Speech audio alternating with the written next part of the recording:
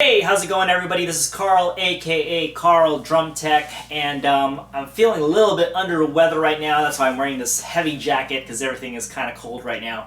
But that is not going to stop me from bringing to you this amazing Thanksgiving, post-Thanksgiving edition of one of my video tutorials. And just on a quick note, hopefully everybody had a great Thanksgiving. I know I did. There's definitely a lot of food, definitely a lot of things to be thankful for, and it kind of just reminds me about how, thankfulness is just a huge part of what you should be doing. I mean, I remember when I had a student who, after every rehearsal, after every practice, he would come up to me and say, thank you for the instruction, thank you for the experience, and he's just generally being thankful. And I think that speaks to a lot about his character, because, I mean, it is nice to hear, that a student is thankful for what I've done.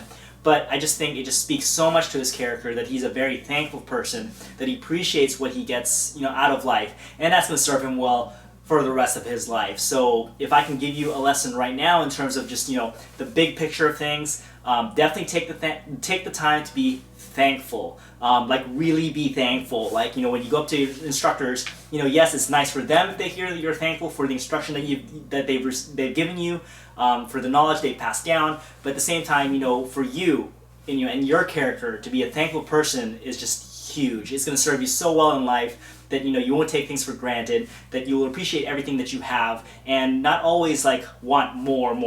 You know what I mean? So anyways, that's my little anecdote for today. And I guess I had a request about how to play traditional grip. So full disclaimer, I'm a quad player. I don't know if everybody knows this, but I am a quad player. I'm a quad player through and through, or tenors, right? So tenor drums is my specialty. I was a tenor tech at the Troopers and Impulse and stuff like that. So that is my forte.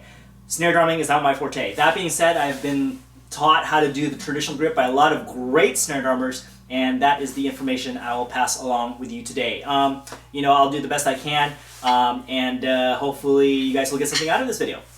So the basics of the traditional grip, basically we want to consider your hand, your left hand is a wall, okay? So you're gonna put the stick, all right, on that wall.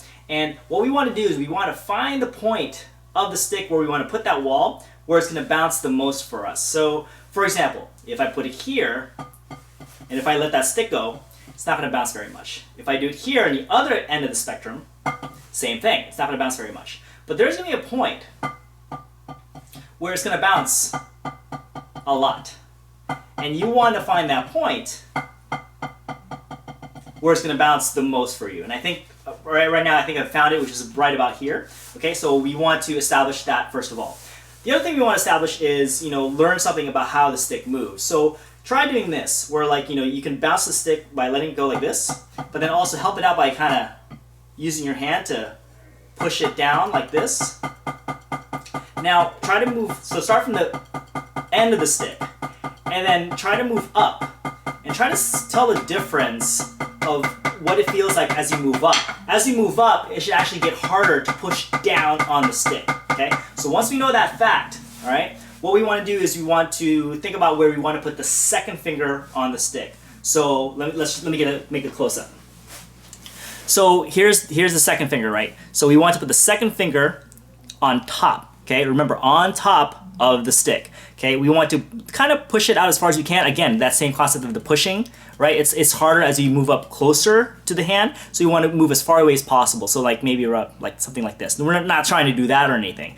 We still need to stay on top, but we want to try to keep it far, because that's where we're going to have ease of motion.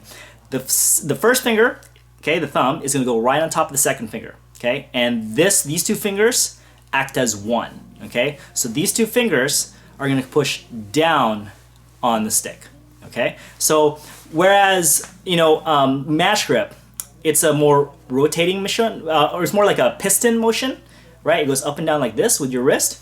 Traditional grip is more of a rotating motion. So rotary motion, which is kind of like if you turn a doorknob, okay? So rotating motion, the wrist rotates like this. And that's pretty much the basics. I mean, for the rest of it, you want to put this forefinger right underneath the stick like this, okay? And as far as how far you hold it out, think of it like you have a tennis ball in your hand. So that's kind of like the size that we want to go by, the gauge we want to go by. So kind of cup your hand as if you're holding a tennis ball in there, okay? And then the fifth finger, the last finger, the pinky, just rests underneath the fourth comfortably, okay?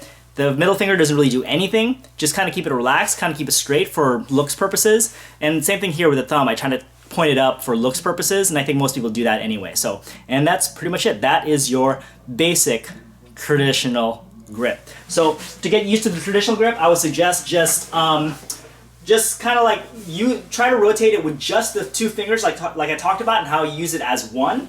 Okay, and just try to rotate your wrist like this, and just try to get used to that bounce. Okay, on a legato stroke, ideally, once we have all the fingers in place, the stick shouldn't touch the fourth finger that much. So that's why getting used to this is a good start. So once you have all the full complement of the fingers underneath, you don't want to be touching it that much unless you're doing a staccato stroke, which is a little bit stiffer. Then you keep the fourth finger on the stick. So that's pretty much it. That's my quick tutorial on how to do the traditional grip. Hopefully you guys have gotten something out of it and learned how to do that. And until next time, take care.